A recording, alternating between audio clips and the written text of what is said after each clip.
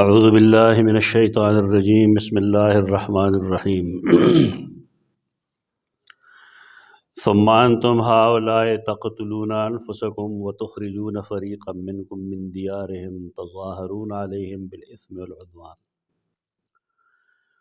وإن يأتوكم أسارى تفادوهم وهو محرم عليكم إخراجهم أفتؤمنون ببعض الكتاب وتكفرون ببعض فما جزاء من يفعل ذلك منكم إلا خزي في الحياة الدنيا ويوم القيامة يردون إلى أشد العذاب وما الله بغافل عما تعملون أولئك الذين اشتروا الحياة الدنيا بالآخرة فلا يخفف عنهم العذاب ولا هم ينصرون ثم أنتم هؤلاء زجر دے پدے کے آئے خلق تا چیغي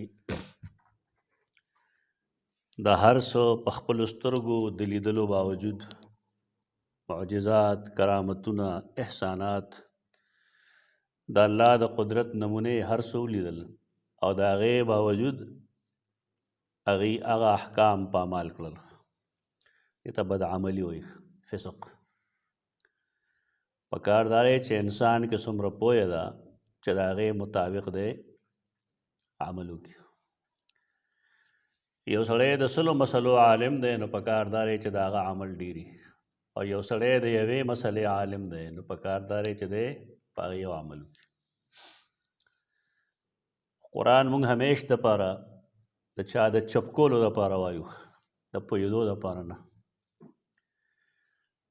که موږ قرآن مجید د پوهېدو دپاره ووایو نو الله به موږ له د عمل توفیق هم راکړي تا به حدیث اورېدلي چې یو سړی علم دې دپاره کوي چې لیماري به السفها چې بېوقوفانو سره په هغې باندې جګړې شروع کړي او عالمانو سره پرې محاجه کوي نو دا به څه علم یې دا علم نه کېږي اصولي طور انما الاعمال بالنیات مسله ده سړی علم په دې اراده کوي چې زه به دا چل کوم او دا چل به کوم او نن خو یو مسله بله ده هغه دا ده چې هر سړی په دې کوشش کوي چې زه د نوې څه خبره وکړم عوام هم په دې امید کړي چې مولوي صاحب به څه نوې خبره کوي او خلک هم په دې امید کړي چې څه نوې تحقیق به راځي دا نوې نه وي دا ټول زاړه خو خلکو ته معلوم نه داسې نوې تحقیقات او بالخصوص عوام به مطالبه کوي څه ناشنا حدیث راته ووایه تا ته خو ټول ناشنا دی ته د انما الاعمال بالنیات نه څه خبره چې تا به ناشنا حدیث ووایو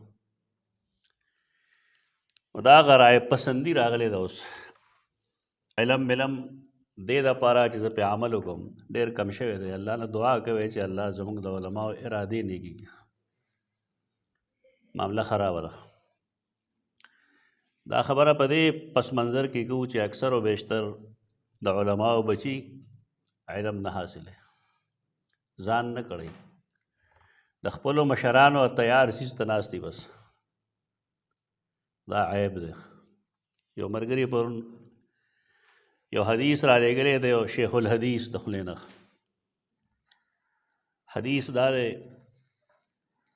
چې رسول الله صلی الله علیه وسلم فرمایي چې د قرآن لوستل رحمت دی او چې چا مصحف کې وویل نو ګویا کې د زما مخ ته وکتل بیا یې تپوس کوي دا حدیث کم ځای کې نه ورته دا په تفسیر بیضاوي کې لیکلی ده زمونږ علمي حالت دغه دی دی ولې دا خبره کوي داسې دړللی سره وجه دا ده چې خپله نالایقه ده هېڅ حدیث یې نه ده ویلی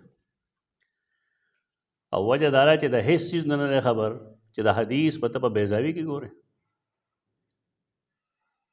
یعنې یو سړی د خر په دی کولال د هغې سپلیش لیدرې ده ترکان لوړي نو دا هم عالم دی زموږ د زمانې ته داسې علم نه پناه غواړی کره علم حاصل کړي دا حدیث نه دی دا کوم ځای حدیث دی که دا حدیث بیا خو خبره ډېره بل شان شو الله له یې د مخ ثبوت پیش کړه نو اوس به تا ته چل نه درځي ویښ چې کل شی هالک الا وجهه څه معنی کوي دا اوس هلته تاویلات کوي او دلته حدیث کې بل څه چل نه دی نو نیغ په نیغه د مخ معنی کوي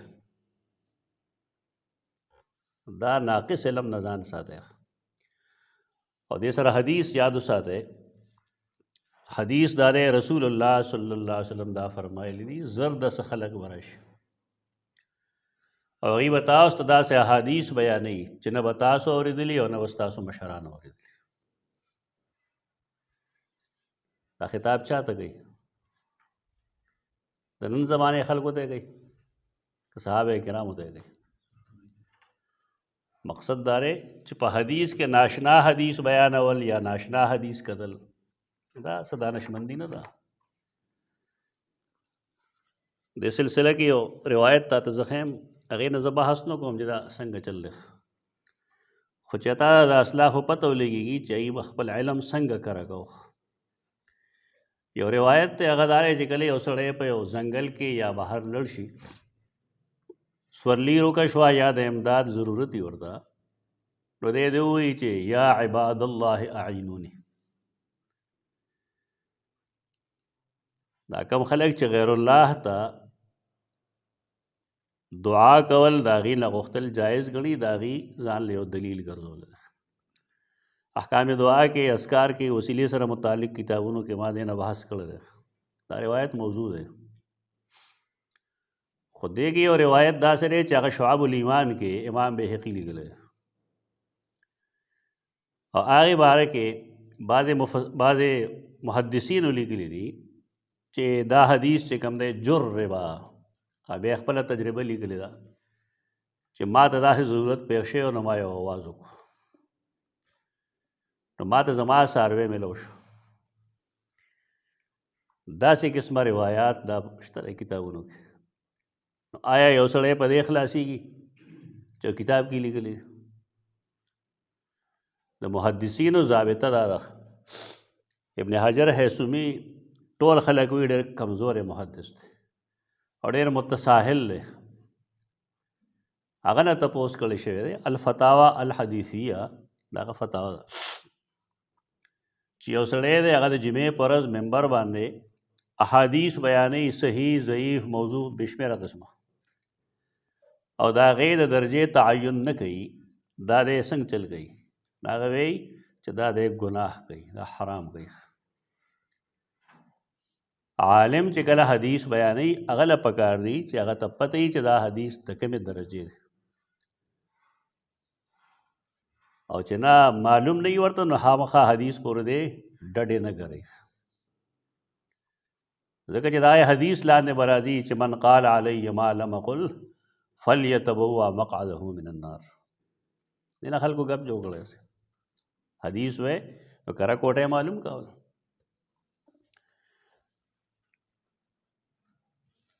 عبدالرؤف مناوی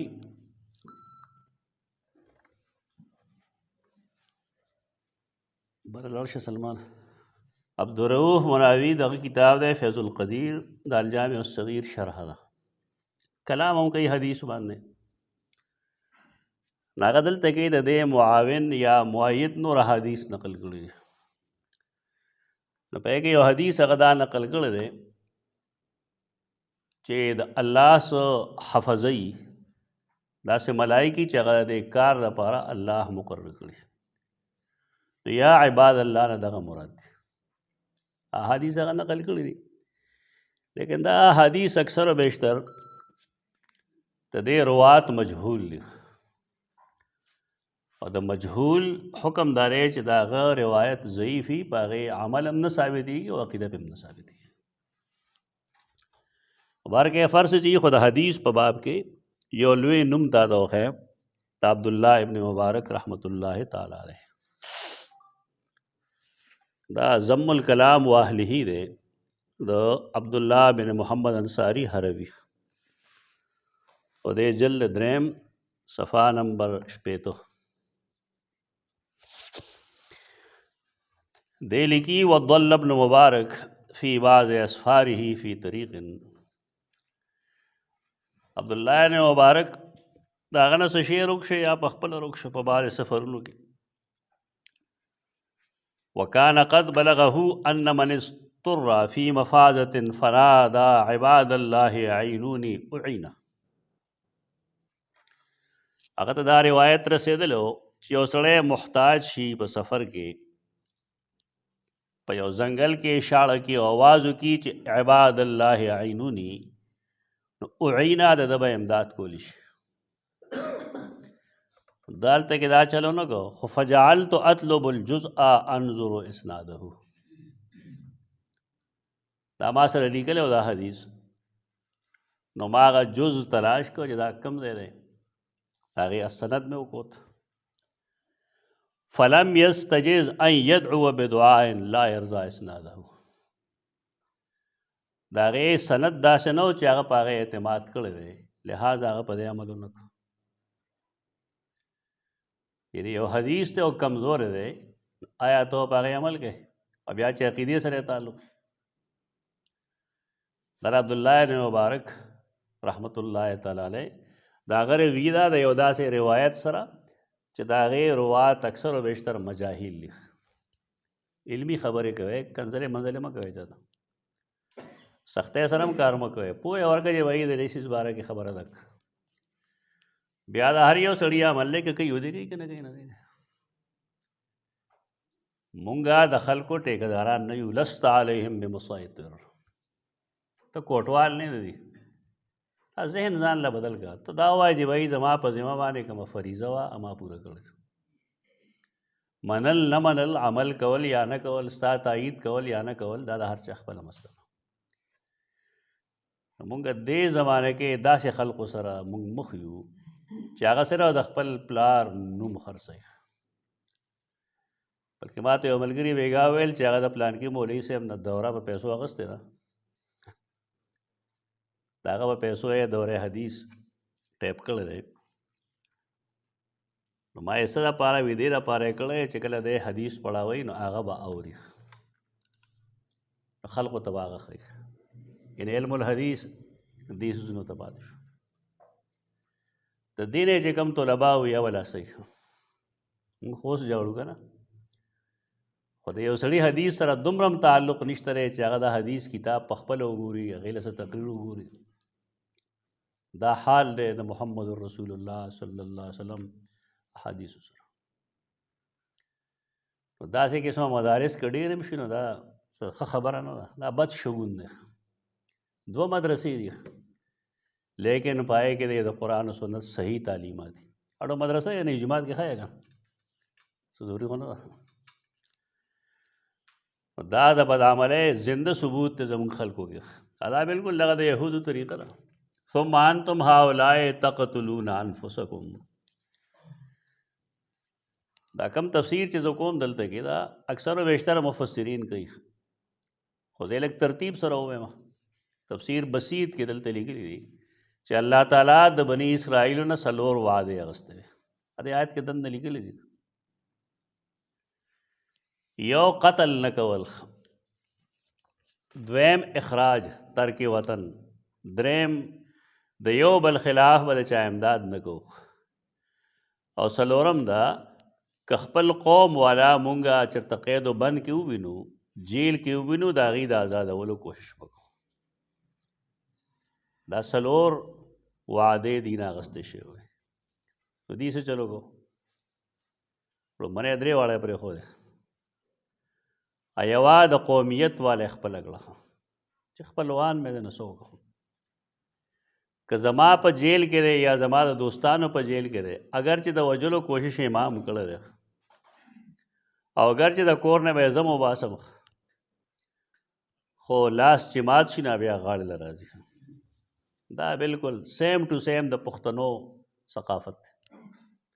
پښتانه هم دا چل کوي، چېرته رور به دې ترقي ونه کړي، د ماما زوی او د تره زوی به دې ترقي ونه کړي، ګاونډي به دې ترقي ونه کړي، خو که بالفرض بل څوک ورته څه ووایي تکلیف ورکوي نو دی بیا ویله رور مې دی.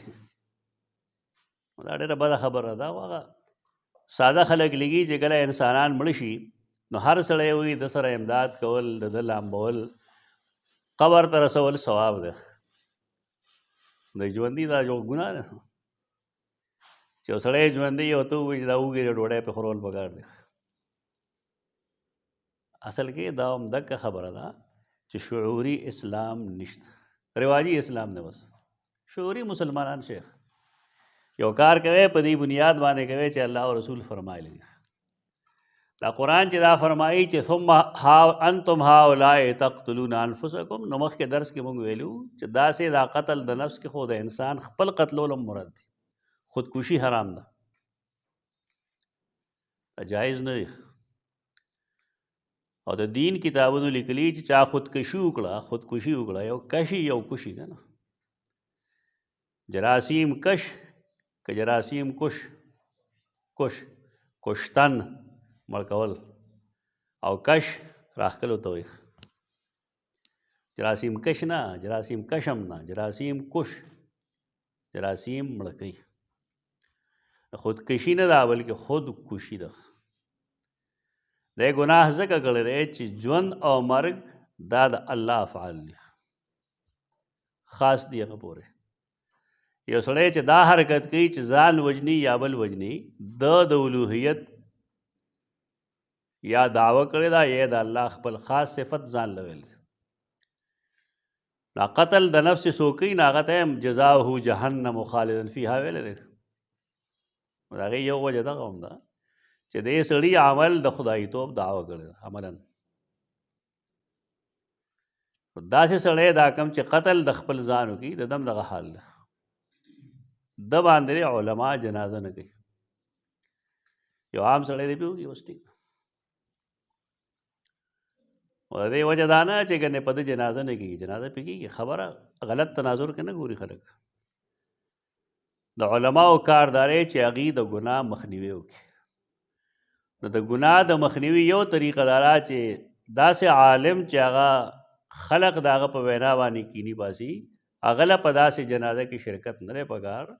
د دې دپاره چې د خودکشۍ بېخکني وشي او خلقو ته د دې د جرم پته ولګي.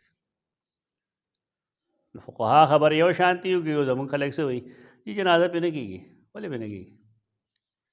مسلمان دی او کبیره ګناه یې کړی. چې کله مسلمان دی موحد دی او کبیره ګناه یې کړی، جنازه به پې کولی شي. خو د هر یو څیز بل دا فتوه ده، دا حکم نه دی د شریعت، یو فتوه ده. او دې لپاره ده چې خلک د خودکشۍ نه بچ شي. د خودکشۍ ګڼ اسباب بیا موږ ته راښودلی کېدل چې کم سړی د حالاتو مقابله نه شي کولی، نو هغه دلتوب نه کار واخلي او ځان مړ کړي. بهادر سړی خودکشي نه کوي. بل دا چې یا خدای صبر او برداشت نه پېژني، یا دا چې د الله رب العزت په دین باندې پوهېږي نه چې الله څه ورکوي، څنګه یې ورکوي، چا له ورکوي. د آخر ولې خودکشي کوي؟ د مایوسه شه د چا نه؟ پلار مور نه مایوسه شه او که الله نه مایوسه شه؟ نو د الله نه مایوسي خو از خود کفر ده. او معاشره چاله څه ورکوي هم نه. د یو سړی لا په توحید هم نه پوهېږي چې معاشره ماله څه راکړي. خودکشي هم دی کې داخل ده، لیکن دلته کې مراد خودکشي نه ده بلکې یو بل قتلول دي. یو بل قتلولو ته ولې قرآن انفسکم وایي؟ نو قرآني اصطلاح کې مسلمانان چې کوم دی د یو نفس د بل نفس دی. یا ایها الذین آمنوا علیکم انفسکم، اے مؤمنانو تاسو ذمہ دار یې د خپلو نفسونو، د خپلو ځانونو. د سیدنا ابوبکر صدیق نه ماثور منقول قول دی چې انتم تزعون هذه الآیه غیر موضعها. دا آیت تاسو غلط ځای کې دی. ته څه وایې چې زه به ځان سم کم، بس خبره ختمه ده. علیکم اهل دینکم، په تاسو باندې ذمہ داري د خپل دیندارو ده، د خپل دین والو ده. یعنی مسلمان رور علیکم انفسکم مطلب بدایي. د قرآن په اصطلاح کې د یو مومن نفس دا د بل مومن نفس ده. دې وجې نه قرآن مجید چې انما المؤمنون اخوه په دې بنیاد ده. اوس راځه د قتل د نفس تفصیل سره. نو مدینه منوره کې دوه قومونه آبادو، یو ته به اوس وی او بل ته به خزرج وی. اوس او خزرج د دې میانس کې عداوت او دشمنی وه. کله کله به د قتال ته هم خبره ورسېده. د مدینې منورې نه غیر چاپېر د یهودیانو دوه قومونه آبادو، بنو قریظه او بنو څوک نذیر وی، اگر چې دواد ده بنو نذیر. یو ځای ما لیدلي وو، هغې د دې نون باندې پیښ کړو او دواد باندې زور ویلو، بنو نذیر قریظه غوندې. اوس والله علم کتاب ما نه هیر دی، خو زه یې لا وایم نه، ځکه چې ما ته پوره تحقیق د دې نشته چې دا بنو نذیر دی او که بنو نذیر دی. بنو قریظه او بنو نذیر دا دوه قومونه د یهودو دي، او خوا دوه قومونه دا اوس او خزرج دا د مدینې د خپلو باشندګانو دي. اوس پکار دا چې اوس او خزرج رونه دي که نه، قوم دی، نو پکار دی چې دوی آپس کې دوستانه وي. نو څنګه چې زموږ د پښتنو وي که نه، د یو خیل بل خیل سره نه لګي، خو د یو خیل دوستي به یو کلي کي او د بل خیل دوستي او بل کلي کي. دا بلکل زموږ د پښتنو چې کوم بیماری دي، بلکل دغه بیماري هغې کې وه. اصول خو دغه خو هغې دا چلو کړل چې د اوس او د بنو قریظه منځ کې دوستي وه، او د خزرج او د بنو نذیر منځ کې دوستي وه. یې دواړو قبیلو خپل خپل سره نه وه، د یو بل سره وه او د بل بل سره وه، اپوزیټ کراس. اوس او خزرج کې دشمني وه، او د اوس دوستان بل څوک دي او د خزرج دوستان بل څوک دي. خزرج او بنو نذیر کې دوستانه وه. نو چې کله به جګړه وشوه اوس او خزرج کې، ترونو زامن دي اوس او خزرج، جګړه چې به وشوه نو بیا په عربو کې اصول دایي چې د خپل خلفاو د خپلو حلیفانو امداد کوي. نو بنو قریظه له وه اوس واله و بنو قریظه لړل، او هغې بل له وه چې کوم دی بنو نذیر لړل. یعنې د خپلو خپلو دوستانو سره به امداد کو. د چا په خلاف کې دا خو هم د تره زامن دی، دی خو هم د تره زامن، پښتنو کار دی بلکل. په ځای د دې چې د خپلو ترونو امداد وکړي بلکې جنګ هم نه کوي، نو دوی اپوزیټ یو بل سره دوستانې کولې او په دې کې به جنګونه کول، قتل به هم کو یو بل. خو که داسې به وشو چې بالفرض یو ډله کامیابه شوه او هغې د بلې ډلې څه کسان ونیول، نو د دې د ترونو زامن به لاړل، چنده به یې وکړه، پیسې به یې ورکولې چې د خپل تره زوی یې خلاصو، یعنې خپله به یې ورسره جنګ کو. دا بلکل زموږ د پښتنو تنقید دی، په موږ تنقید کوي، دا ښه طریقه نه. چې یو سړی د خپل تره زوی د بل د مصیبت نه خلاصوي، نو د خپل مصیبت نه ول نه بېغمه کوي. او دې سره که حدیث مونږ یو ځای کړو نو بیا ډېره د یارې خبره به جوړه شي چې رسول الله صلی الله علیه وسلم فرمایي تاسو به د یهودو اتباع شروع کړئ، حظ النعل بالنعل، بلکل چې هغې کوم ځای خپه یې ښه ده اوچته کړې ده، تاسو هم هغه شان چل کوئ. نو دا د یهودیانو اتباع ده. زمونږ اکثر و بیشتر علما دی کې گرفتار دي، خپل تره زوی سره به نه لګي، د خپلې عقیدې د مسلک سړي سره به هم نه لګي، څه دوړ به وي د دواړو په منځ کې، کله په پیسو باندې، کله مدرسه باندې، کله په جومات وي، کله په شاګردانو وي. دا عیوب مونږ کې راغلي دي. په قرآن به پوهېږي هغې چې قرآن په ځان فټ کړي، چې قرآن مو په ځان نه وي فټ کړی او د هغې جرایمو نه هم ځان نه وي رایستلی، تاسو په قرآن نه پوهېږئ. استاد محترم بخندل رستم کې یو عالم و، نو د هغه نوم به یې اخسته، هغه به ویل زما د ورکوټوالي استاد هم دی. وي چې ما نه مخې له راشي نو هغه ما ته وایي چې ته دا قرآن داسې وایې چې بلکل په ما راغی، وي ته د ځان داسې خلاصوم بچ کوم د ځان. هغه به ویل چې ما ته خو پته نه څه شی، خو زه خو د خلکو عام ګورم، وینم هم او ګورم او اورم هم، هغې مطابق باندې زه قرآن د پوهېدلو کوشش کوم. دا اول ځان باندې فټ کړي. هغه مسلک مشره به پرېږده، مسلمان دی یو سړی که نه دی، چې کله مسلمان دی نه سره به دشمني نه کوي. او تاسو اهل علم یې، تاسو به حدیث معلوم وي چې یو مسلمان بل مسلمان سره څو ورځې خبرې نشي کولی، هغې نه سوا څه چلي، کبیره ګناه دی. او دې کې ننوتې څوک دي؟ اهل قرآن.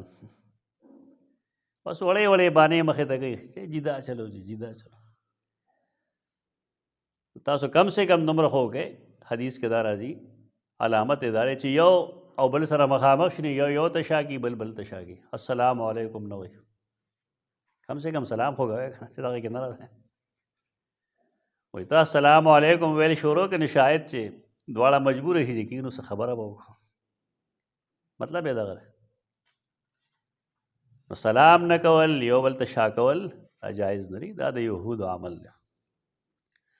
ثم هؤلاء، بیا تاسو دغه خلک یو که تا ته زه د هغه معنی وکړم کومه چې شیخ حسین علي به کوله رحمت الله تعالی علیه، او شیخ القرآن غلام الله خان به وکړه، ته به ډېر زیات خفه شې.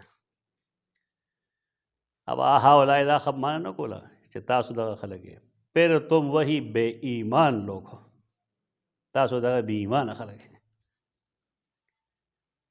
هغه به ویل دا کم تناظر کې چې قرآن وایي انتم هؤلاء، د دې ترکیب مفهوم دغه دی، دا ایمان دی داسې چې تاسو کوئ.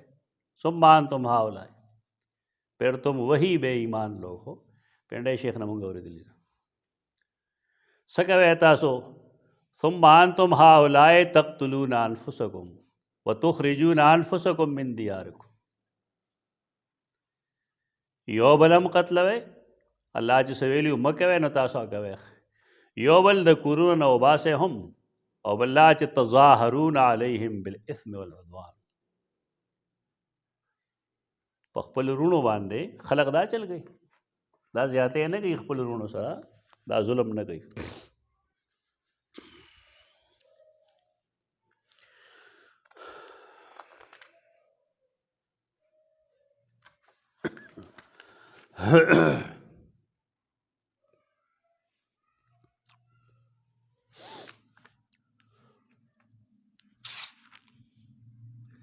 ثم انتم هؤلاء تقتلون انفسکم وتخرجون فریقا منکم من دیارهم، او باسئ تاسو یو ډله ستاسو نه، ستاسو د کورونو نه.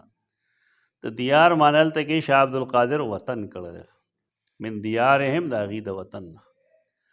تظاهرون علیهم بالاثم والعدوان، تظاهر څه ته وایي؟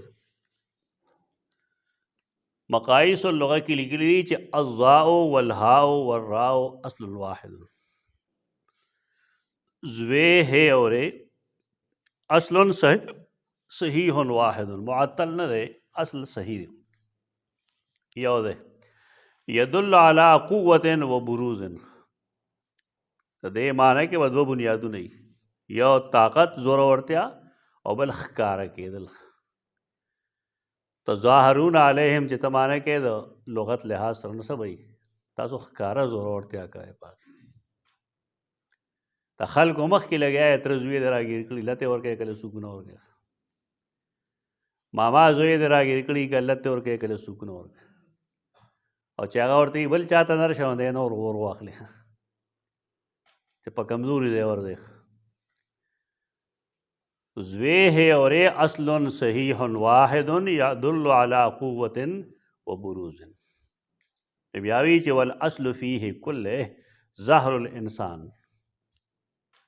ته دې بنیاد چې کوم دی هغه د انسان ظهر دی، ملا مضبوطه یې که نه، ملا په وجود کې مضبوط څیز دی، ځکه پای باندې انسان پیټي روړي، ګرځي پای باندې.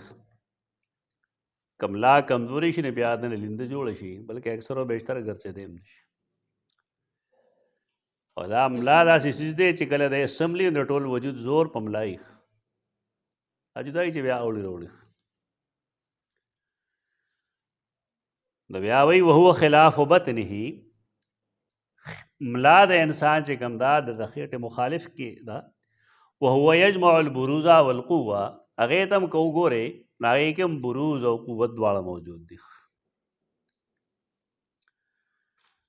تظاهرون علیهم، تاسو زورورتیا کوئ په هغې باندې، تاسو حملې کوئ په هغې باندې. تظاهرون علیهم اصل کې دا دی تظاهرن، دا اصل کې دی تتظاهرون، تظاهرون تتظاهرون علیهم.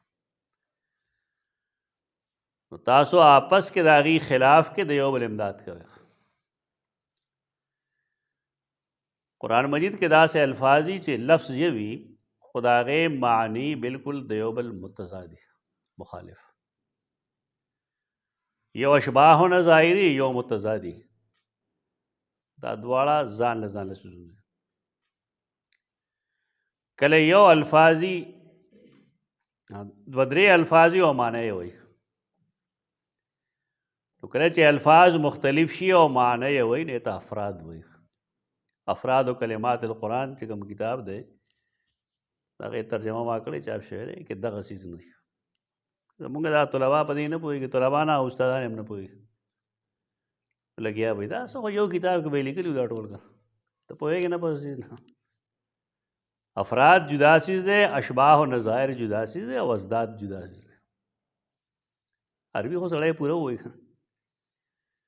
نحومیر صرفمیر یا شرجامی وغیرہ ووایي، اوس خو شرجامی هم نه وایي، هم غالبا وباسل شرح ملا جامع چا چې لیکلی دا خلک کافر وایي، شیعګان وي کافر دي که نه. کافي والا ما کافر لیکلی دا، شرجامي والا هم صاحب لیکلی. دلته خلکو د هغې بدعتیانو نه به سبق نه وایه، خیر ورته د بدعتي کتاب واسې کیسې یې جوړه کړې مړه. دا انتها پسندي نه وي پکار. افراد هغه الفاظ چې الفاظ مختلفي معنی یې وایي. اشباح و نظائر لفظ یو شانتی هر ځای کې معنی جدایي. ازداد لفظ یوي او ایٹ اے ټایم د هغې دوه متضاد معنی د یو بل مخالف. لکه ظلم، د ظلم معنی زیاتی هم دی که نه او کمی هم ده په یو ټایم. ازداد علوم القرآن کې ما لیکلي د قرآن ټول قرآن مجید کې چې څومره ازداد دي ټول ما علوم القرآن کې لیکلي دي. هلته نه ځان لګتی شئ تاسو، د ابن الانباري کتاب ده. الفاظ مختلف. دا تظاهرون چې کوم دی دا فن نه وایي، خلک نه وایي، بس دا خو د مشرانو هغې ته کښېنئ، هغه وخت یو ضرورت اوس بل ضرورت دی که نه. د یو شي نه بغیر چا بیرته ویږي. نور هم د دین څه حصې شته دی، څه شعبې شته دی، هغه پوهه غواړي، هغه اشاعت غواړي، خورول غواړي. کوم شی چې موږ ته یاد دی ټیک دی، یاد دی، د الله شکر ادا کول پکار دی. چې کوم نه دی یاد نه یې پسې لګېدل پکار دی. حدیث خلقو ته نه دی یاد، ځکه خو دغه قسم حدیث راځي دا کوم چې مونږ اورو که چې چا قرآن کې لوستل وکړل نو ګویا کې الله وي زما مخ ته یې وکتل. دروغ وایي. زهري یو معنی ده فراموش شوی، ګیر کړی شوی، شاته غورځول. لکه سورة هود کې راځي 92 آیت کې واتخذتموه وراءکم زهریا، واتخذتموه وراءکم زهریا. څه مطلب د هغې تورات شاته غورځولو؟ محاوره ده، بدعملي کړه، هېر موږ. دویم د زهري معنی ده معین او مددگار. فارسی کې ورته پشتیبان وایي، پشتیبان پښتو کې مې استعمالي. په دې معنی باندې استعمال د دې ګڼ ځایونو کې دی. اول سورة الفرقان 55 آیت کې وکان الکافر علی ربه ظهیرا، حریف مخالف. اوس د دې ابن الانباري جدا مطلب اغسته دی، هغه وی کان معاونا للکافرین علی ربه. شیطان چې کوم دی د کافرانو معاون دی. او امام راغب لګي چې ای معینا للشیطان علی الرحمن، د رحمان په مقابله کې د شیطان مرګرتیا کوي. خو بار کې مطلب خو یو د معاون په معنا باندې دا تا چې کوم کتاب نو واس الازداد دا غي صفحه 255 کې دا تفصیل دی. دارنګه امام راغب مفردات کې ویلي دغه شان سورۃ القصص 17 آیت کې ده رب بما انعمت علی فلن اكون ظهیرا للمجرمین. دلته ظهیر څه معنی ده؟ معاون. زما امدادی کېږم نه د پاره د مجرمانو. موسی علیہ السلام فرمایي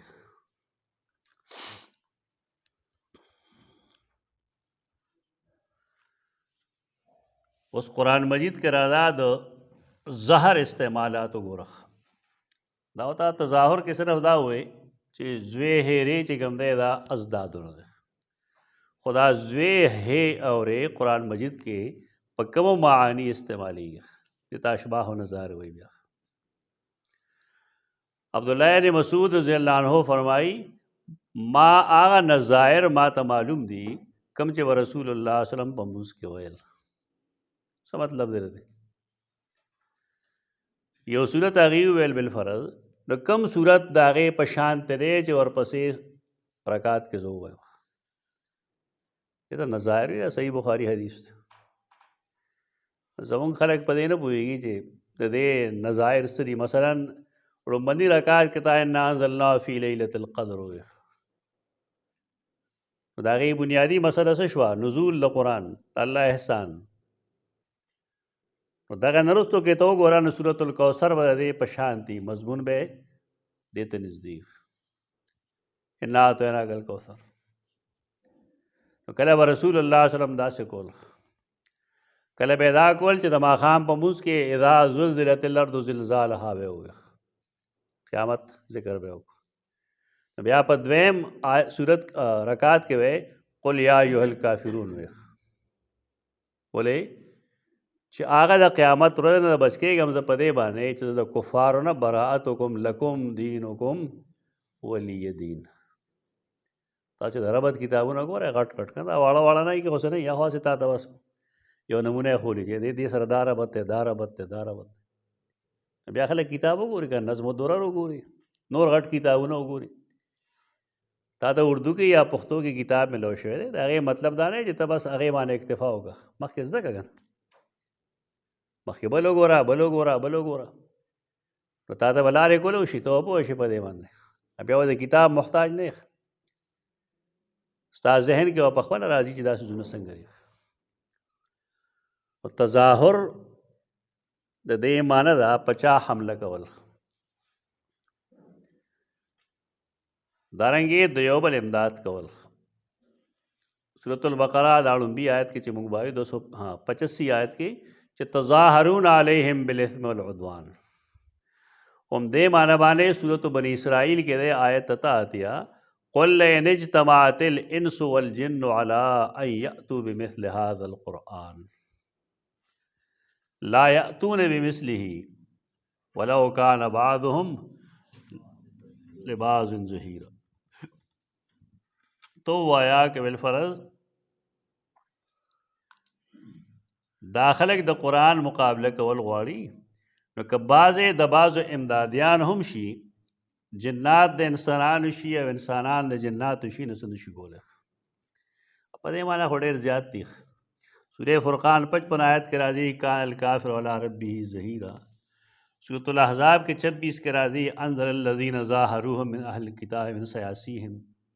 سورۃ التحریم کے 4 آیت کے راضی وَإِن تَظَاهَرَ عَلَيْهِ فَإِنَّ اللَّهَ هُوَ مَوْلَاهُ وَجِبْرِيلُ وَصَالِحُ الْمُؤْمِنِينَ وَالْمَلَائِكَةُ بَعْدَ ذَلِكَ ظَهِيرٌ. سورۃ التحریم آیت 4. دا دې یو استعمال شو. دویم استعمال تظاهر ترک تعظیم، عزت پرېښودل، بېعزتي کول، بدعملي کول، عمل نه کول، یو حکم خپل شاته غورځول. सूरत अल-बक़रा आयत 101 के राज़ी नबज़ फ़रीक़ुम मिनल्लज़ीना ऊतुल किताब किताबल्लाहि वराअ ज़ुहूरिहिम कअन्नहुम ला यअलमून।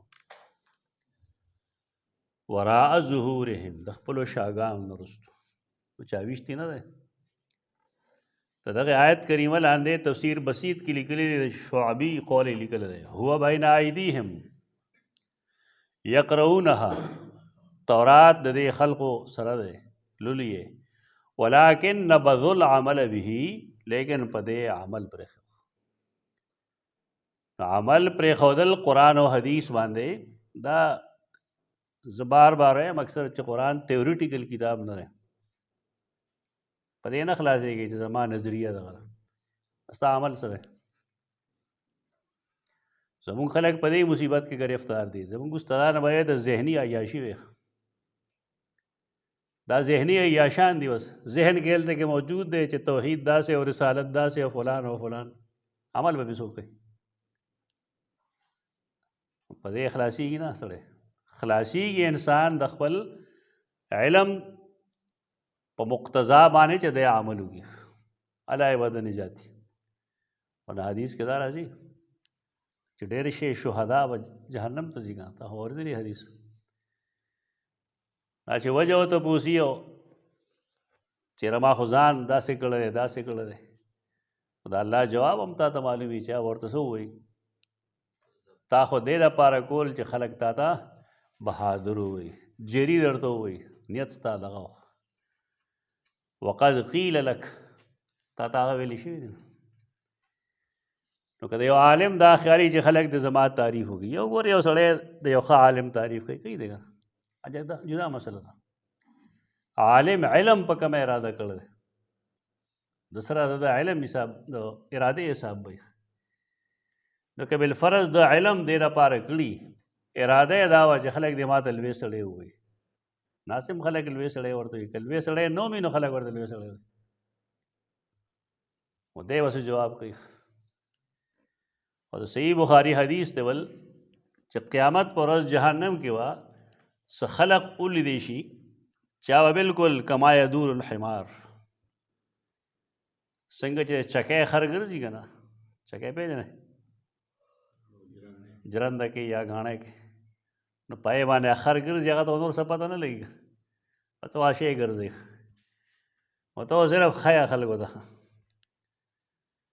खलक व तखीक पल पे अमल नहीं न पे के अल्फाज दी चे तन दफ़ो अक्ताबहू कुलमी व्यवहार रोज़ी और के वे कुलमी व्यवहार रोज़ी न खलक बोलते किताब प्लान के नहीं मुंगते वे अदा से वदे देने मदे मने कुलू हगे वम खुदमा पखपल अमल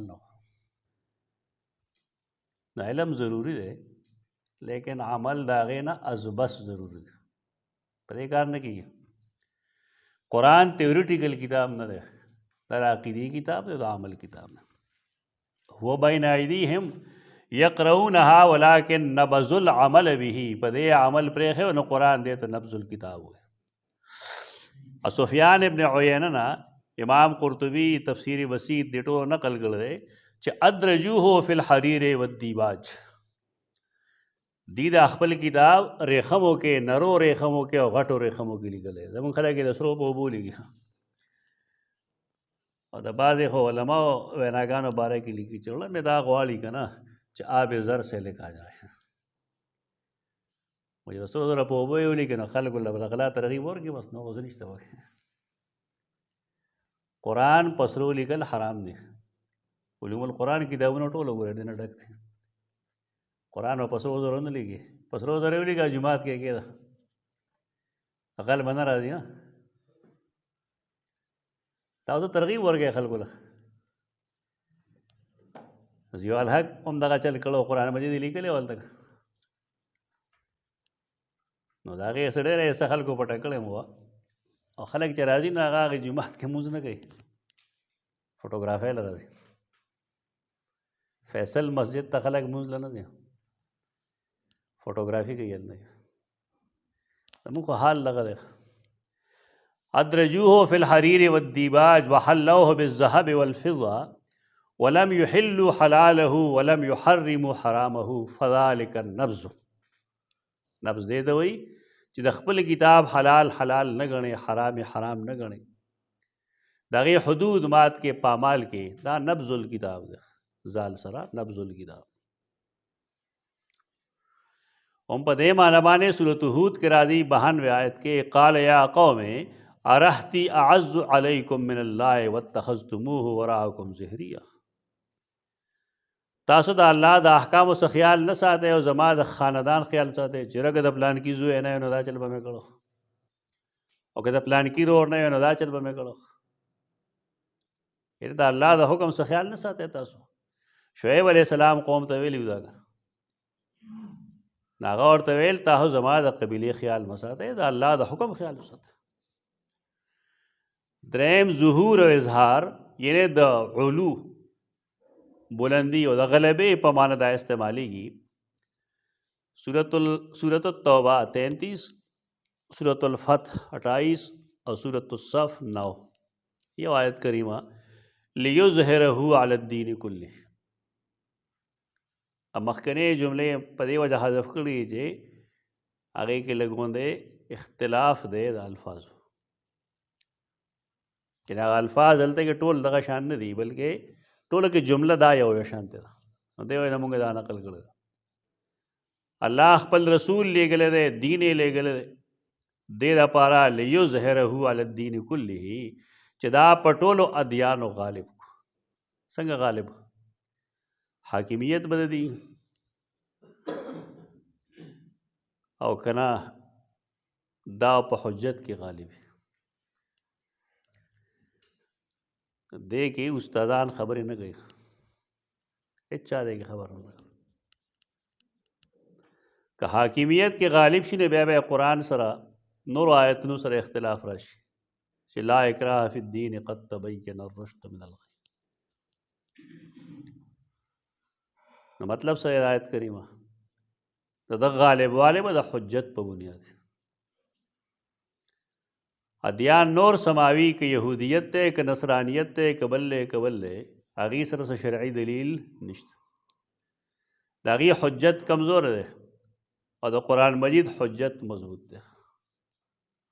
او د هغې وجه دا ده چې مخکني کتابونه په چا نازل شوي انبیاو نومونه خو معلوم دي، لیکن د هغې باره کې نور تفصیلات په صحیح روایاتو سره یا صحیح تاریخ سره نه دي ثابت. د هغې د دفن ځایونه هم نه دي معلوم، که څه معلوم دي و تاریخي طور دي، څه صحیح دي څه غلط.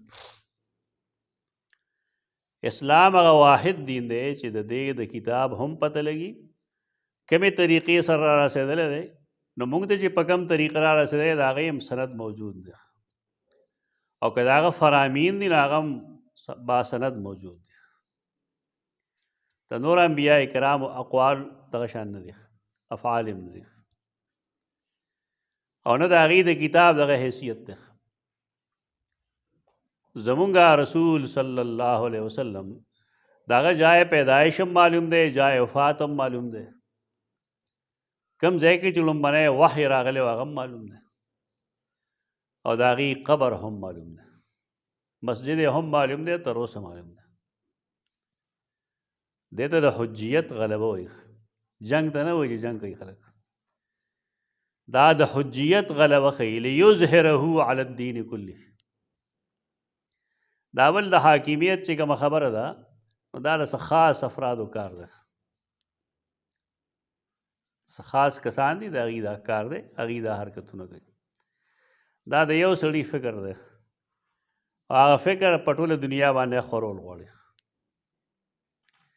زمونږ کومو خلکو چې قرآن سرسري ویلي نو هغه یې ملګرتیا وکړي او ټیک وایي که نه دي، ټیک نه وایي. د قرآن مجید دغه مقصد نه دی. سورۃ المؤمن 29 آیت کې راځي یا قوم لکم الملک اليوم ظاهرین فی الارض. اے قومه نن ستاسو بادشاہی ده، ظاهرین فی الارض ستاسو غالب یې په ځمکه کې. ځمکې نه مراد د مصر ځمکه. سورۃ الصف کې راځي فأیدنا الذین آمنوا علی عدوهم فاصبحوا ظاهرین. سورۃ الصف آیت 14. څلورم د ظاهر معنی وایي دروغجن، باطل. सूरत الرعد के 33 आयत के अम तुनब्बिऊनहु बिमा ला यालमु फिल अर्द अम बिज़ाहिर मिनल कौल, तासु शिरकू न कवे अल्लाह नाज़उली गोरे अजीब व गरीब हरकतू न कवे न आया तासु खबरवे अल्लाह पाक सोच न पीजनी न पजमक के न पासमान के यो शे चे अल्लाह न पीजनी और अल्लाह सरे इल्म नहीं न मतलब शे वही सवाल न पैदा अम बेज़ाहिर मिनल कौल और कना पर दरोगजन वेना बांधे ज़ाहिर न मुराद खकारा वेना न दा दरोगजन वेना अम बेज़ाहिर मिनल कौल अज़्ज़ुहूर दावेलिशी इत्तिला था इत्तिला अत्वेज़ ज़ेर दे और शदें दे इत्तिला लफ्ज़ न दे इत्तिला खबर मिलावेदल सूरतुल कहफ के इन्नहुम इन यज़हरु अलैकुम यरजुमुकुम औ युईदुकुम फी मिल्लतिहिम वलन तुफ्लिहु इज़न अबदा। कदा खलक स्तासु न खबर शू चगा साहब कहफ दलते की और दा खलक दे पैसे च राउड दी कम चमुंग न तख्ते दिलू और आलिमुल गैब न दी कना अवल मड़ी मलसलते इस पता न लगी अलते के वो दरेक सवकाल तिरशवी सूरत तहरीम दरेम आयत के राजी व अज़हरहुल्लाहु अलैहि। सूरतुल जिन 26 आयत के राजी आलिमुल गैब फला युज़हिरु अला गैबिही अहदा इल्ला मन इर्तदा मिन रसूल फ़इन्नहु यस्लुकु मिन बैन यदैहि व खल्फिही रसदा लियअलमु अन क़द अबलगु रिसालात रब्बिहिम। शपगम द यज़हरो माना भाई यालू व यर्तकी बरखी जी तरक्की कही। सूरतुल काफ 97 आयत के राजी फमस्ताउ अन यज़हरू हो ज़ुल्क़रनैन देवाल जोड़ कर ज़ुल्क़रनैन बारा के मलगरी तपोस कर रहे दा सिकंदर आज़म हो तो जवाब दा कहे छे ना सिकंदर आज़म मुसलमान नो एलेक्जेंडर च रहेगा ना लई सब मुस्लिम है ना मुसलमान नो सिकंदर आज़म ज़ुल्क़रनैन च कम दे मुसलमान दे फमस्ताउ अन यज़हरू हो दी व ताकत न दरी याजूज माजूज ती दो खदिश वम ज़हरा मानदा बदा खकारा गेदल वला युबदीन ज़ीनतहुन्ना इल्ला मा ज़हरा मिनहा और दी ब नख कार कई खपल डवल मगर आगा च पखपल अखकारश पखपल मख लास पे नहीं अदे जामे अदे मा ज़हरा मिनहा ना मुराद जामे रिख ज़नाना खपल वजूद सूरत नूर का आयत 31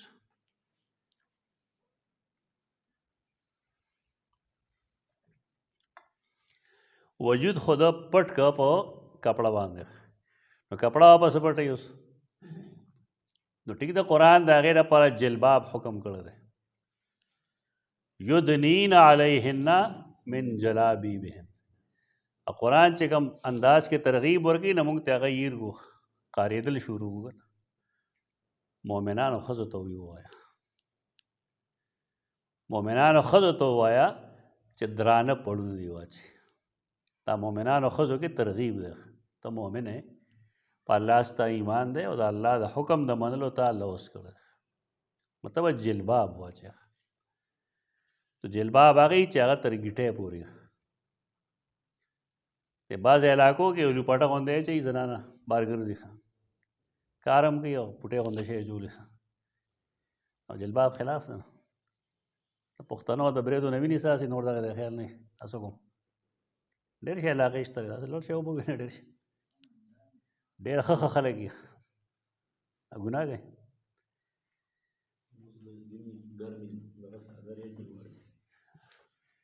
मुझे तो नहीं याद करें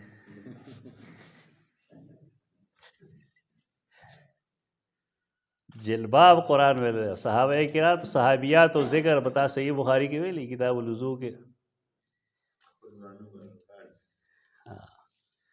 صحابیاتو بزان پسې یو لیش چې کوم دی صادر راخ جلباب به راخ هغې ته یو مسله پېښه شوه. مسله دا وه چې کله موږ په لار راځو نو پای کې ګندونه هم راځي، په جلباب موږ په هغې راښکلي نو چې موږ مسجد ته راشو نو جلباب لرې کړو او که نه څه چل وکړو. فقهي مسله ده، د محمد رسول الله فقه خلکو ته نه منظور بس بل چا چې جوړ کړی صحیح فقه ده پیغمبر نعوذ بالله پوهېږي نه. خو د هغه فقاهت دا رایه تپوس کوي چې کله دا ستاسو دا پړونه په یو ښه ځای راشي، پیشاب په ځای راغی بالفرض، نو ورپسې وروستو داسې پاک ځای راځي چې کې خاورې یا شګي نه هغې وي او هغه وفرمایل دی کې مونځ کوئ. زموږ د خلکو دې سره نه لګي چې دا حدیث ته بیان کوه او فقه د نبی کریم سلم بیانوي او تا ته به اهل حدیث وایي. دا کنزل دی به دې زمانه کې دا چې څه اهل حدیث شوی ده، اهل حدیث توب خو نه دی. ته چې شپه ورځ دعوت ورکوې خلکو ته چې قرآن و سنت باندې عمل کوئ او یو سړی تا ته وښیي دا حدیث ته وایي، ناسخ یې نشته دی، غلط نه دی، څه د فقه خلاف نه دی، د قرآن خلاف نه دی، څه سقم پکې نشته، آخر ولې قابل عمل نه دی، څه چل به نو وجه به دا وایي چې زما مذهب دغه نه دی. نو بس دا که عذر یې عند الله نه وي بس زموږ په نس خو دا عذر نه دی. رسول الله صلی الله علیه وسلم ته هغې بیا شکایت وکړه چې نه جي که ته موږ له اجازت رسول الله صلی الله علیه وسلم وفرمایل چې لږ غوندې دا پورته کوې که نه یعنې په ځمکې ځان پسې مه راښکې، لږ یې پورته کوې چې لږ پورته وي. هغې وفرمایل بیا خو به زموږ ګیټی ښکاري. یعنې د نبي کریم صلی الله علیه وسلم صحابیات داسې دي.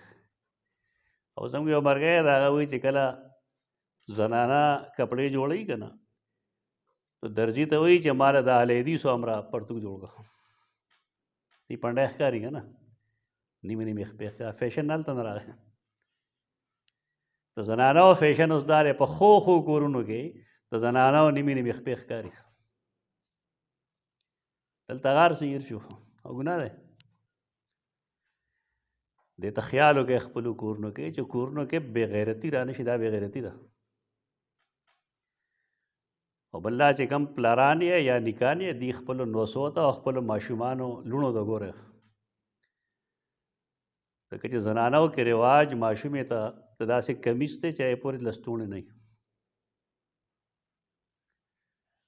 یو ښځه که ماشومه هم ده نو د هغې وجود عورت. دا بېوقوفتیا مه کوئ، په دې ښه سختۍ سره سټینډ اخله.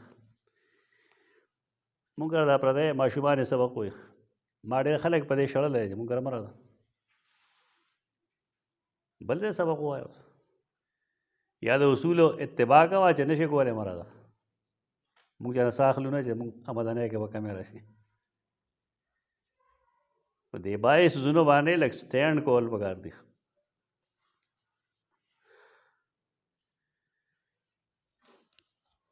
نو زهر ښکاره کېدو ته وایي. نو کپړو د پاسه به ته کپړې چې نه بیا به هغه پټې هغه کپړې نه بیا به نورې پټې نه بیا به څنګه دا به څنګه چل کېږي. نو الا ما ظهر منها نه مراد دغه دی. او عبدالله ابن عباس په دې معنی څه کوله هغه چې ښکاره کېږي نو هتیلي به ویل لاسونه او دارنګې د خپو ښکته خپې هغې کې هم خلکو والا بس جوړ کړل خپو ته والا یو څه واچولو لاس ته والا بل واچولو. دا جي احتیاط دی، شرع جوړه کړې بس کولی به شئ تاسو.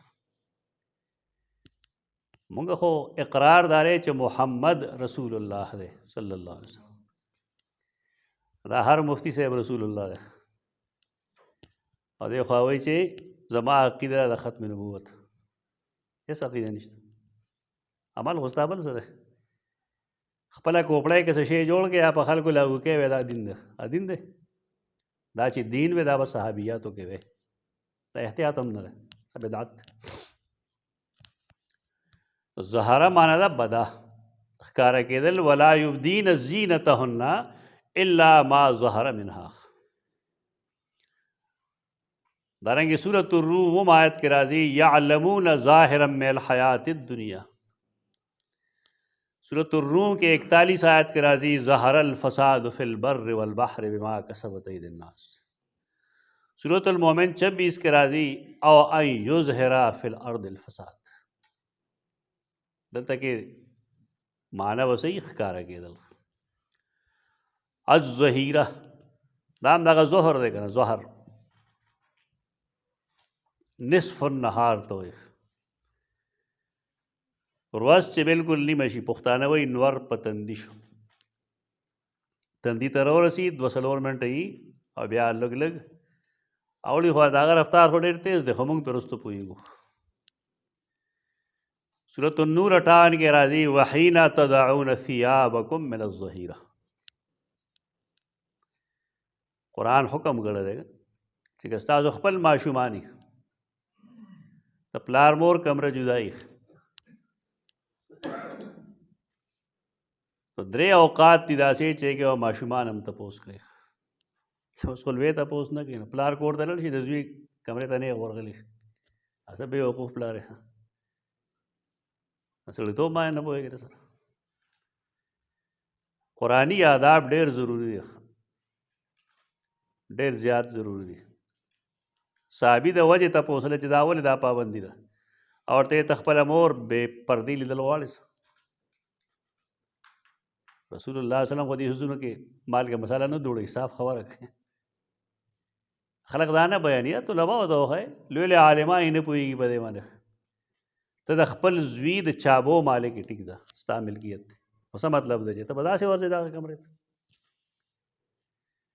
3 اوقات دي دا کې به دا نه وي دا څیزونه نو په کې یو د غرمې وخت دی کله چې ږدی تاسو سیوایي جامې ستاسو په بربنډه څوک نه سمولي نه د قرآن حکم دی دا کله چې ږدی تاسو خپلې سیوایي جامې من الظهیرتې د غرمې په وخت کې د غرمې توږ دی کورواله دې ودري نو چاله جایز نه دي چې هغه تاسو کمرې ته دغه شان درشي سیوایي جامې چې تا کېښودلې په نفسیاتو ته نه پوهېږي چې سړی دی او زنانه ده بالفرض هغې خپل کپړه لرې کړه کمیس یې لرې کړه اوس خو مسله بدله شو د قرآن اشاراتو باندې خلق نه پوهېږي پوهېدل پکار دي په دې باندې دارنګې سورة الروم 18 آیت کې راځي وحین تظهرون او کله چې تاسو ماسپښین کوئ نهم دا راځي د زهار په معنا باندې تو ظاهرون و راځي د زهار په معنا باندې دا و د مظاهره او زهار نه وي معنی یې څه ده خپلې ښځې سره زهار کول دا به کوم آیت کریمه کې مجادله کې او آیت کریمه به صحیح هغه زنانه تظاهرونه چې تاسو هغې سره زهار کوئ دویم آیت هغه کسان هغه نارینه چې هغې زهار کوي د خپلو زنانو سره زهار دپاره بیا د شریعت احکام دي خپلې منکوحې ته د محرمات ابدیه غوندې خبره ته وکړي ابدي حرام مور شوه خور شوه ترور شوه فلانی شوه فلانی شوه د هغې ټول وجود سره یا د هغې څه خاص اعضاو سره تشبیح ورکول دې ته زهار وایي د زهار حکم دا دی چې نارینه کله زهار وکړو نو دی کله که بالفرض په دې ښځه طلاقي نه خو دی به دا کوي چې دی به رجوع کوي خو د صحبت کول نه مخکې به دی څه بعضې کارونه کوي هغه کارونه قرآن مجید دلته لیکلي دي دویم آیت کریمه قرآن مجید لیکلی دی ما جعل الله لرجل من قلبین فی جوفه وما جعل ازواجکم اللائي تظاهرون منهن امهاتکم دغه ستاسو میندې نه دي سورة الاحزاب آیت کریمه 4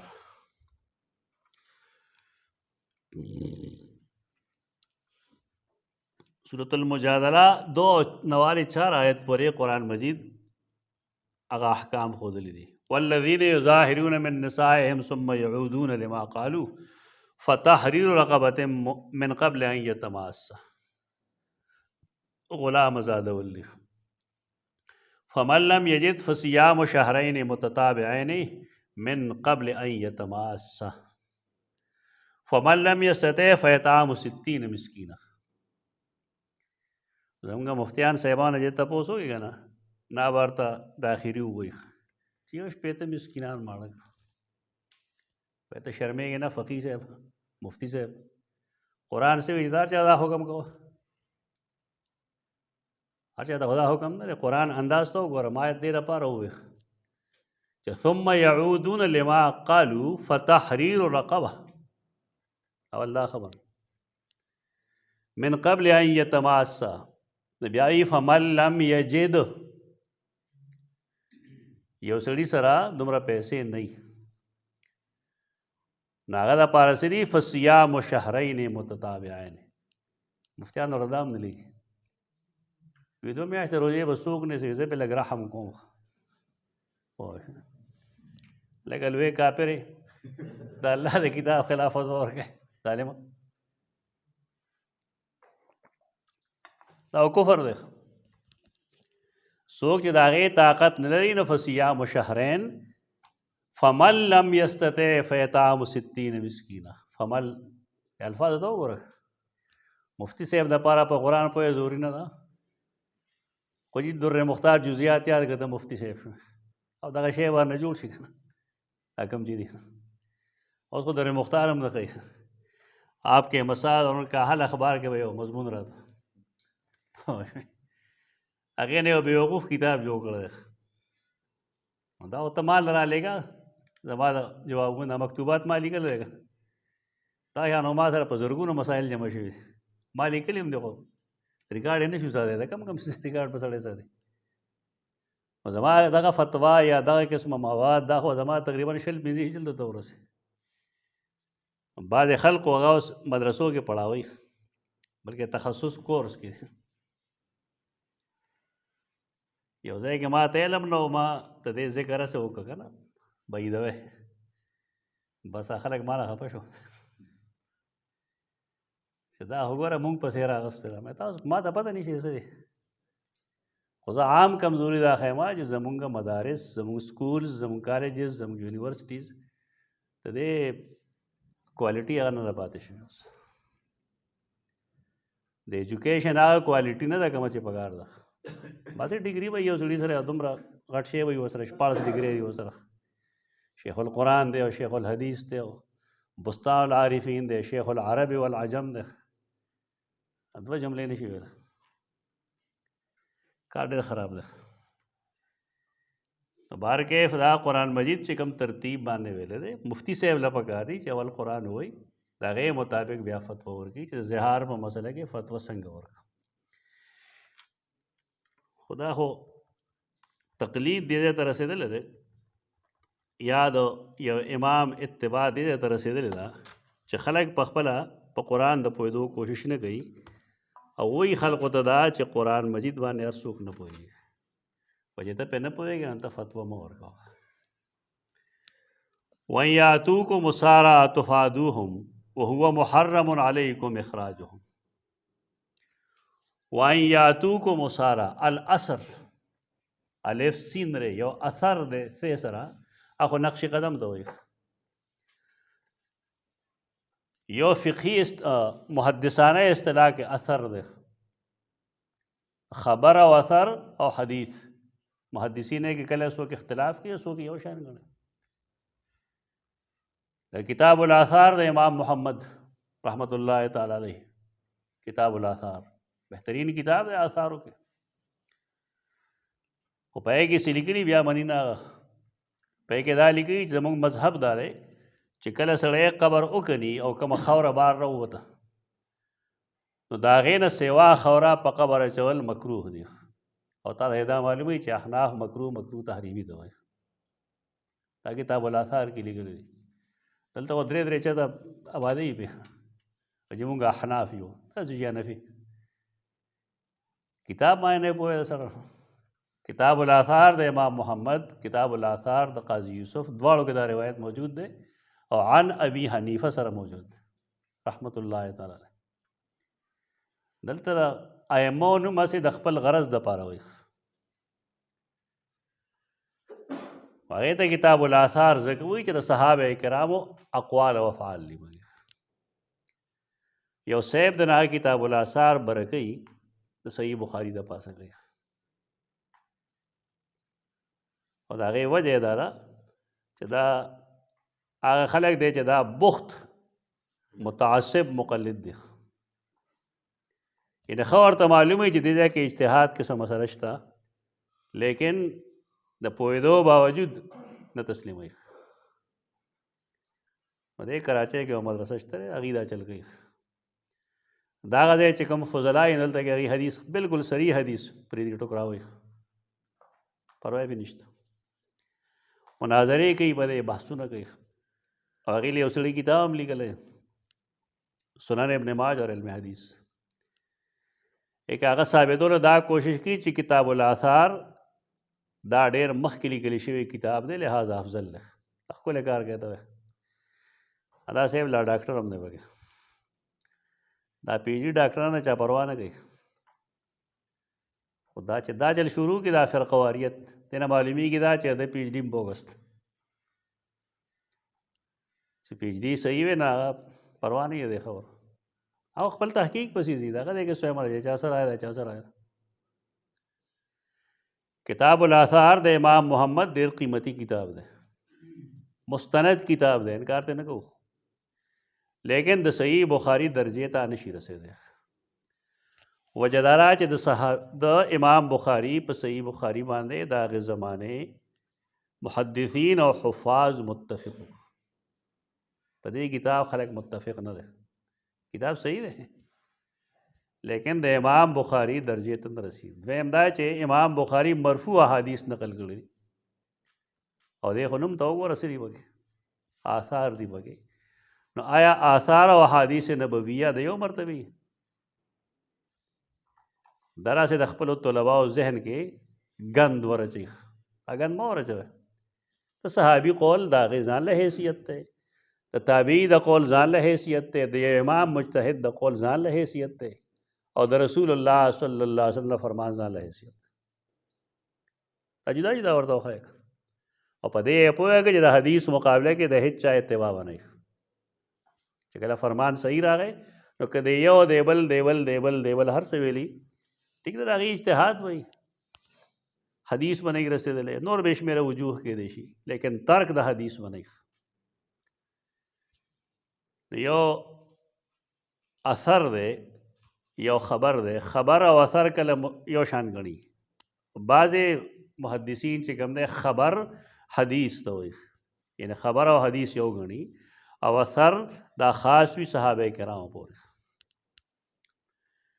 نو د اثر الف سین درې سره خلک وایي اثرت القطبه، دا اسارا د اسیر جمع چې کوم دی دا وترې د اثرت القطبه نه.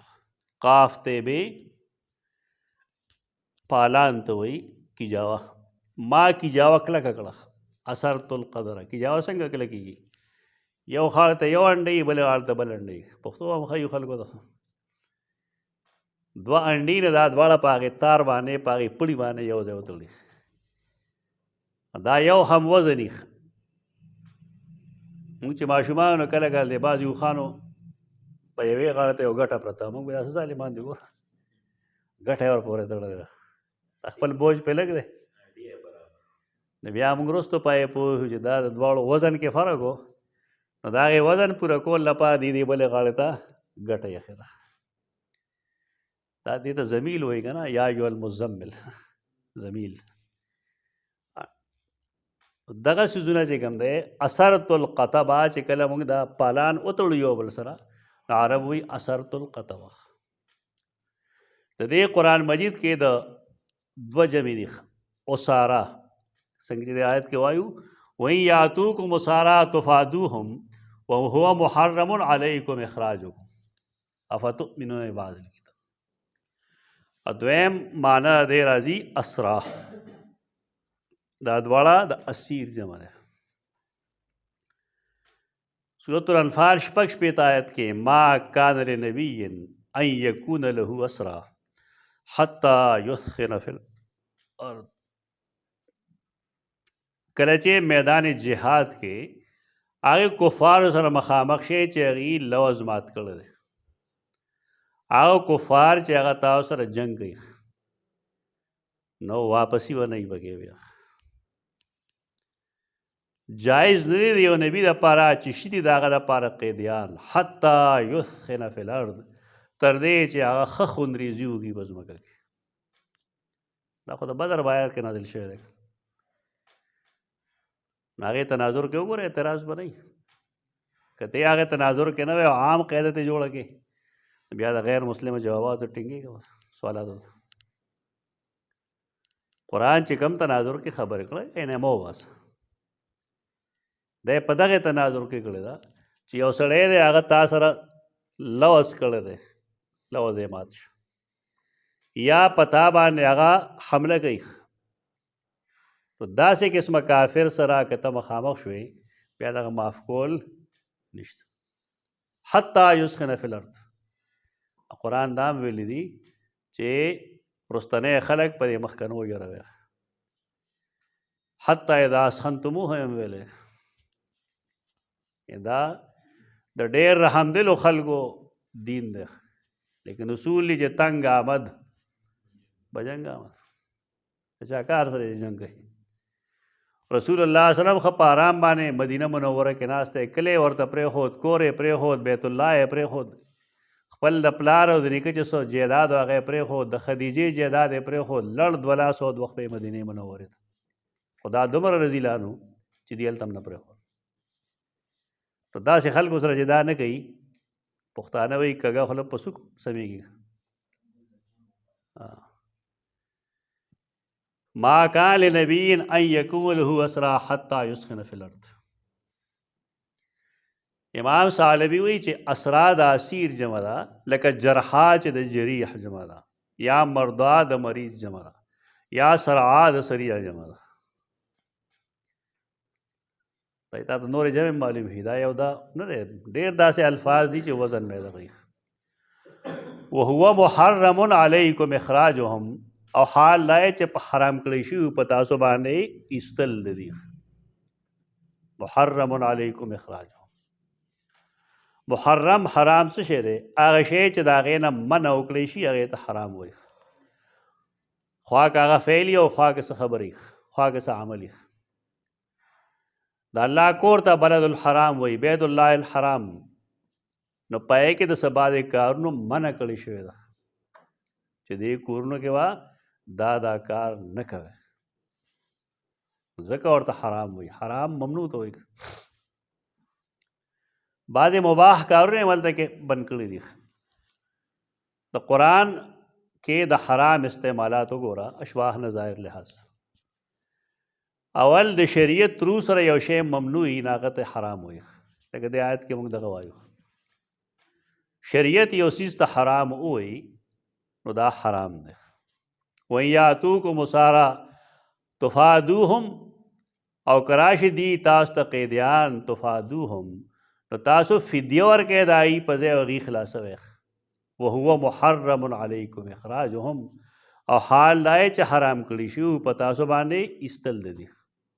څه مطلب موږ ویل اول کې نن چې څلور حکمونه الله ورکړو نو په کې یو حکم دا و که نه چې یو بل به نه وباسئ نو دا دومره یو حکم دا مو چې قتلوی هم نه نو تاسو قتلول هم شروع کړل د کور نه وباسل او چې کله هغې په تکلیف کې راغلل نو ستاسو د لاسه راغلل که نه اوس هغې جرمانه ورکوئ د هغې په ځای باندې. وهو محرم علیکم اخراجهم او حال دا چې حرام کړی شوي تاسو باندې ایستل د دي. افتؤمنون ببعض الکتاب وتکفرون ببعض. دا خو نن تاسو ته الله وښیي بس تاسو ټول هم دا مرض دی چې سړی تا ته دا وایي چې وایي دې کتاب کې دا لیکلي نو ته یې یاره دا خو داسې ده بله چېرته هغه کتاب نه تایید پیش نو زر به ورته مولا صاحب دا آیت ووایي چې فتؤمنون ببعض الکتاب وتکفرون ببعض. دا غریبانو قرآن نه دی ویل. قرآن ووایه دوباره. نحو صرف به تا ښه ویلي، موږ نه به ډېر ښه ویلي، خو تا نه هېر شوی دی. الکتاب کې ببعض الکتاب کم کتاب یادوي؟ د الله کتاب یادوي که د مخلوق کتاب یادوي؟ د الله کتاب یادوي. نو که سړی داسې وکړي چې د الله د کتاب بعض حکم مني او بعض نه مني، ٹھیک ده، ګناهګار نه. نو ستا کتاب کوم دی چې مونږ انکار کوو، خو د الله کتاب نه دی که نو چې په کوم څیز د دلیل مطابق ته نه به اخیستی شي او چې کوم دلیل مطابق نه پرېښودی شي. او دی هر کتاب دغې ته رسوي چې نه جي یا به یې ټول منې یا به ټول رد کوي. ته وایه در شامی چې کوم دی علامه شامی تو در مختار شرح کې چې ته عام ژبه کې شامی وایي، څوک ورته فتاوه شامی وایي، رد المختار د هغې نوم ده. په کې لیکي چې د انسانانو د کتابونو نه د فایدې اخیستلو یو ضابطه ده. ضابطه دا چې انسان یو جمله ولیکله، یو خبره یې ولیکله، هغه خبره قرآن کې شته او حدیث کې شته. ٹھیک ده، قرآن کې هم شته، حدیث کې هم شته او کتاب هم ولیکل. کومه خبره چې هغه کوي قرآن کې هم شته حدیث کې هم شته، یا دې دواړو کې نشته لیکن د ده د مجتهد قول دی. ٹھیک ده، بس. خو که بالفرض قرآن کې هم نه وي، حدیث کې هم نه وي، اجماع امت کې هم نه وي، قیاس د مجتهد هم نشته، نو اوس به څه چل کولی شي؟ اوس به کتی شي هغه چې آیا په هغې باندې څه شرعي دلیل شته او که نشته. که وي پې نو قبلولی به شي او که نه وي پې رد کولی به شي. او شامي کې لیکلی مفتیان شامی نه ګوري، که شامی کتلی وی په کې دا عبارت موجود ده. او دا عبارت ما د بصائر چې کوم علمي جایزه ما اخیسته دی کې ما دا قاعده لیکلې ده چې د عام علماو د کتاب نه د فایدې اخیستلو طریقه دغه ده. دا نه چې زما استاد څه کتاب لیکلی دی او د بسم الله نه وارې تر والناس پورې د قرآن غوندې صحیح ده. انسان جمع کړی دی، خطا کېدی شي. زما کتاب کې هم بې شمېره خطاګانې، د هر چا کتاب کې خطاګانې. نو که بالفرض د یو سړي کتاب داسې دی چې پای کې غلطي شته او د غلطۍ دلیل موجود دی، نو صرف هغه پورشن به یې پرېږدي. تاسو چې شی ښیي غلط دی. که په دې طریقه باندې ته د هر کتاب نه مخ اړی نو بیا به تا سره شی پاتې نه شي. داسې عالم نشته په دنیا کې چې د هغه نه غلطي نه شي. حافظ ذهبي سیر اعلام النبلا کې لیکلي چې که مونږ په یو غلطۍ یا په دوو غلطو باندې یو سړی پرېږدو نو بیا مونږ سره څوک پاتې نه شي. مونږ خلکو له ذهن سازي کوو، خلک پوهېږي نه. د یو سړي مونږ د یو کتاب ذکر وکړي دی ښه کتاب دی، بس خلک لګیا شي دله جوړ پیسې ورکړي دي، دا جي مودودي شوی دی، کله به دا لیدیز شوی دی، تا به د اصولو مطابق خبره کړي، دا به لګیایي خلک. ما یو ځای د مولانا مودودي د کتاب د پردې ذکر کړی دی، اکثر زه کوم سیمینارونو کې د ښه کتاب دی، تاسو وګورئ پته برته ولګي. دومره ښه کتاب اردو کې په دې موضوع چا نه لیکلی. ٹھیک ده، په هغې کې یو حدیث یا دوه حدیثونه ضعیف دي، اگر چې زموږ خلک په یې نه پوهېږي او ځان له خبر ده، لیکن کتاب ډېر بهترین کتاب دی په دې موضوع باندې. په یې باندې ډېرو خلکو اور اخیستی و چې دله یې جوړ پیسې ورکړي. نو دا اصل کې دی مر را فی نفسي قد را فی غیري والا مثلا. معلومیږي دا چې کم کم خلک دا خبرې کوي شاید هغوی دا چلونه کوي. مونږ تر اوسه د هېڅ چا نه د دین په باب کې د الله په فضل یو پیسه نه ده کریم کړی، نه څوک کولی شي. دا چل ونی د انسانانو کتابونه مه پرېږدئ، د خپل استاد کتاب قرآن مه ګڼه، او د بل چا کتاب چې کوم دی هغه ګرنت هم مه ګڼه چې دا ټول غلط دی، د ډېر علم نه محروم پاتې شي. فتاوه رضویه ما ټوله کتلې ده، 28 جلدونه یې دا کتل غواړي. دا چې ته وګورې الله یې به تا ته پته ولګېدي چې څه خوبۍ دي څه خامۍ دي. هغه ایک نمبر حنفی فقیه دی نو خدای بریلی لیکن فقه کې بالکل ایک نمبر په ډیرو مسایلو کې دا سره چې د علماء دیوبند نه مخکې مثلا هغه واضح لیکلی دي چې د یو انسان ته سر ټیټول دا حرام قطعي دي او کتاب یې لیکلی په دې حرمت سجده تعظیم استاد دیوبندي عالم لیکلی دي په البصائر کې چې قبر ته سجده کول جایز دي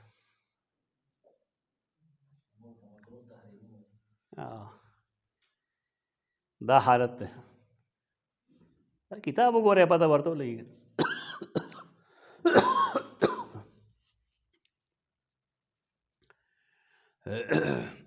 قرآن چې کوم تنقید کوي نو هغه د دغې خلکو کوي چې افتؤمنون ببعض الکتاب چې د الله په کتاب کې په بعضې خبره ایمان ساتي او د بعضو نه کفر کوي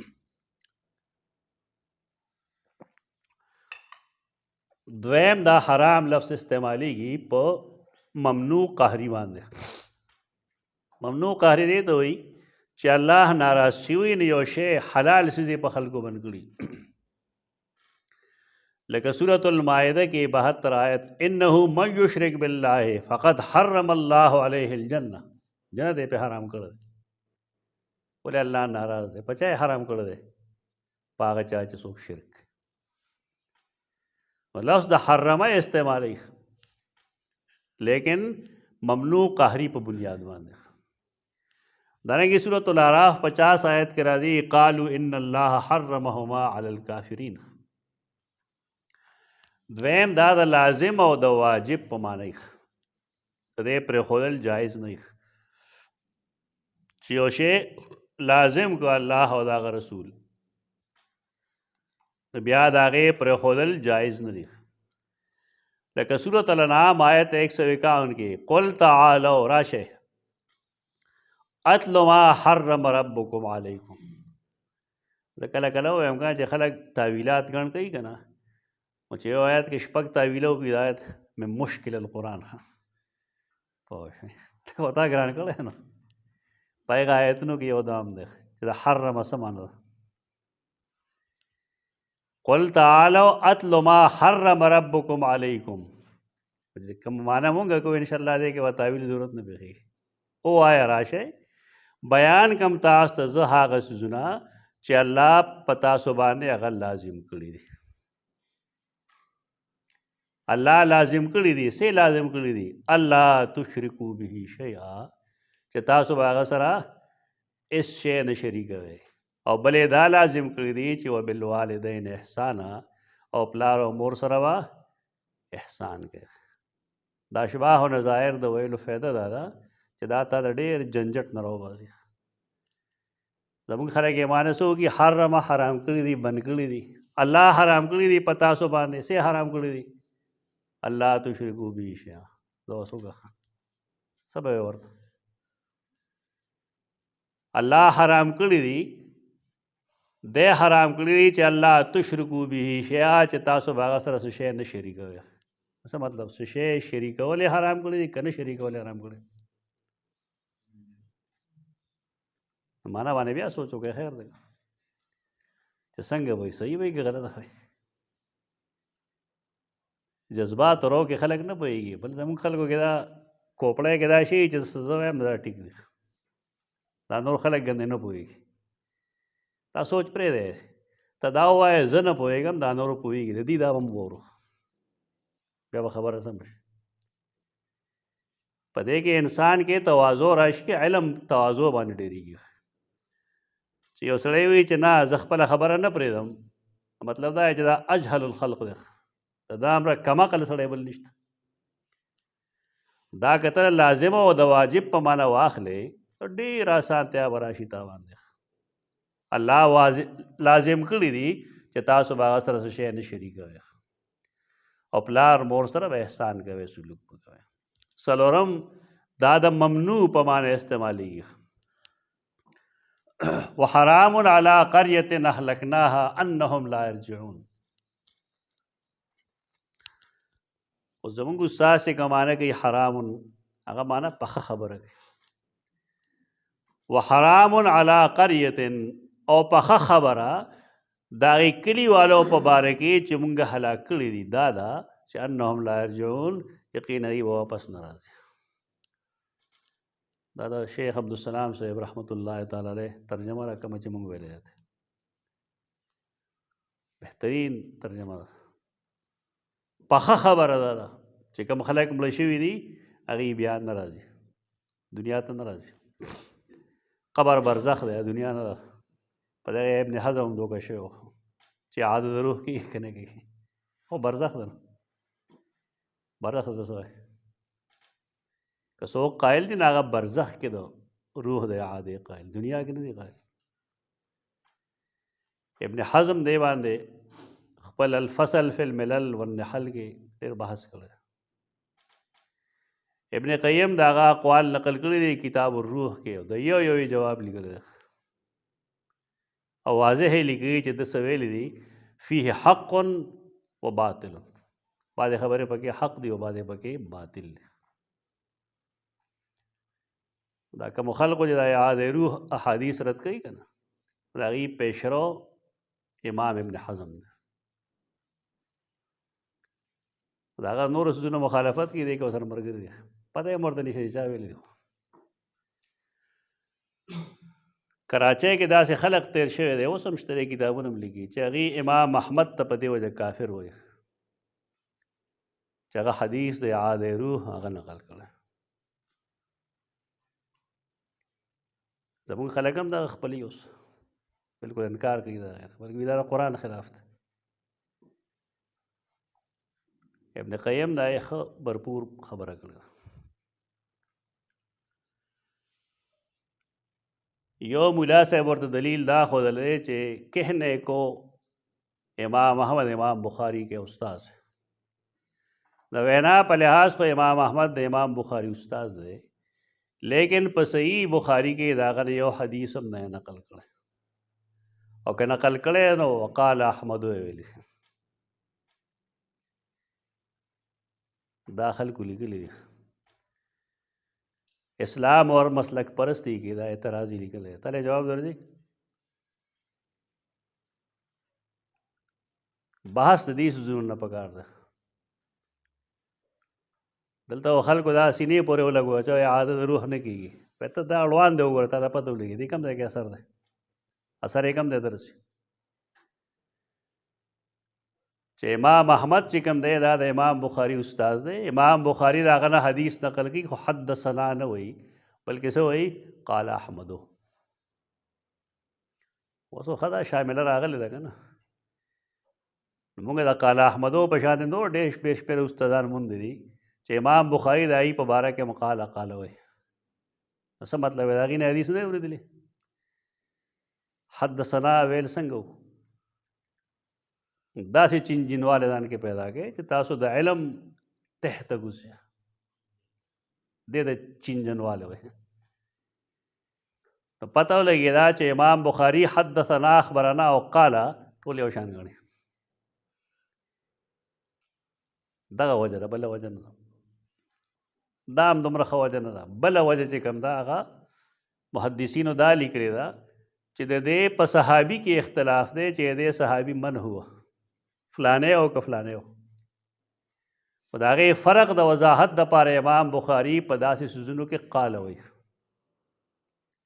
دا ځان سره ذهن نشین که دا خبره لکه بره د سیدنا ابو هریره او د سیدنا ابوذر د دواړو نه بالفرض روایت دی خو امام بخاري ته دا اندازه نشته دی چې دا روایت واقعي د ابوذر دی او که دا روایت واقعي د ابو هریره دی. نو هغه وخت کې هغه د حدیث په ابتدا کې قاله وایي نور حدثنا حدثنا وایي خو دا مضر په دې باندې نه ده چې صحابي کې اختلاف دی که نه یعنې سړی خو صحابي دی که نه صحابیت هم معلوم دی چې ابوذر دی یا ابو هریره دی لیکن معلوم نه دی تعین نشته دی چې کم یو دی ابوذر دی او که نه ابو هریره دی. او دغه شانت روایت کې امام بخاري رحمه الله قاله وایي. علمي جواب درې دغه دی. ممنوع او حرام په معنی حرام د ممنوع په معنی استعمالیږي. دارنګه سورۃ القصص کې 12 آیت کې راځي وحرمنا علیه المراضع او موږ بندش لګولیو په موسی باندې د پیو د مور مرضعې د هغې پی به دی نه خوري. لیکن الله حکمت معلومو. حکمت داو چې کای رددناک الی امک چې مونږ ته ستا مور ته واپس کو. قرآن د هغې قصې لیکلې ده چې خورې ورسره روانه وه، هغې د لرې نه کتل وهم لا یشعرون، هغې نه پوهېدل چې دا څه کوي. او چې کله لاړه او د ده چا سینه نه اخېسته نو هغه وفرمایل چې هل ادلکم علی اهل بیت یکفلونه لکم وهم له ناصحون. دا د الله حکمتونه یې. د موسی علیه السلام مور غریبه، د خوراک درک به و یا به نه. الله د فرعون د جیب نه چې کوم دی د هغې وظیفه مقرره کړه. د الله کارونه وایي، الله یې چې کوي نه بس کوي. خوراک کاږم په هغه باندې شو، د هغې تربیت یو څه بل څه ټول په هغې باندې شو. د مور زړه چې کوم دی الله په هغې مضبوط کړه. قرآن چې کومه خبره کوي دا د عوامو کیسې نه ده، د قرآن کیسې ده، صحیح کیسې ده.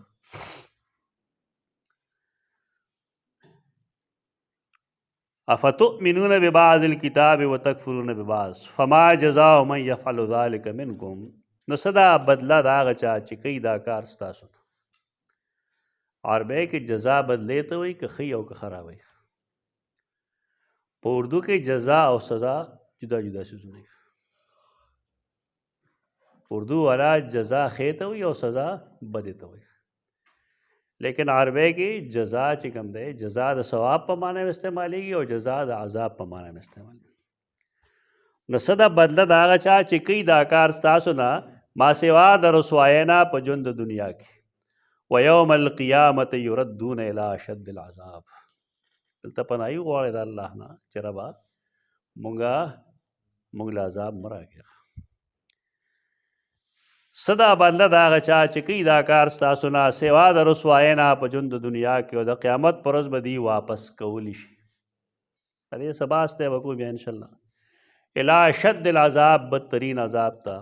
وما الله بغافل عما تعملون، او الله غافل نه دی د هغې څه نه چې کوئ تاسو.